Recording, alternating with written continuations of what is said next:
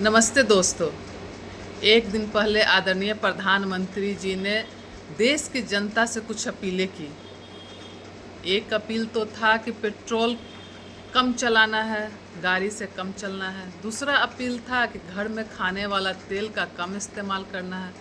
तीसरा अपील था कि वर्क फ्रॉम होम करना है ताकि लोग गाड़ी लेके रोड पे ना निकले और प्राइवेट व्हीकल की जगह पे पब्लिक ट्रांसपोर्ट का इस्तेमाल किया जाए, विदेश का यात्रा नहीं किया जाए। और एक उसमें सबसे बड़ा था कि सोना नहीं खरीदना चाहिए। आदरणीय प्रधानमंत्री जी, आपसे मैं पूछना चाहती हूँ, एक महिला होने के नाते बेटियों का अधिकार क्या है? बताया जाए कि एक बेटी की जब शादी होती है तो उसे शादी में क्या मिलता है?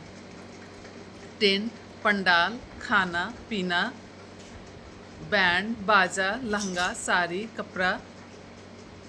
उससे बेटियों का क्या?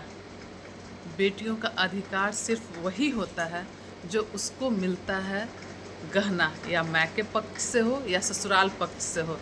जो सोना मिलता है वही उसे स्त्री धन कहते हैं, और वही उसका सम्मान और उसका हमेशा का एक भरोसा रहता है कि हमारे पास कुछ है जिससे कि हम, जिसके बदौलत वो जीना चाहती हैं, वो जीती हैं।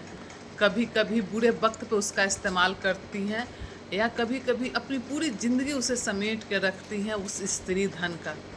और प्रधानमंत्री जी, आप ही कहते थे कि कांग्रेस की सरकार आएगी तो लोगों से मंगलसूत्र छीन लिया जाएगा, महिलाओं से, बहनों से। और आज आप महिलाओं के, बहनों को, बेटियों का अधिकार छीनना चाह रहे हैं, स्त्री धन छीनना चाहते हैं। एक बताइए कि एक स्त्री के पास होता ही क्या है? सिर्फ उसके सोने के अलावा, उसके गहने के अलावा।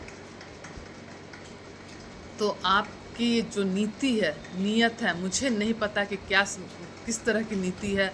और लेकिन बेटियों का अधिकार तो कम से कम मत छीनिए। बेटियों का सहारा ही उसका सोना, उसका गहना होता है। उसके अलावा बेटियों के शादी में पूरे जीवन कुछ नहीं मिलता। ये एक बेटी की तरफ से है आपके लिए, एक माँ की तरफ से, आपके एक बहन की तरफ से है आपके लिए अपील।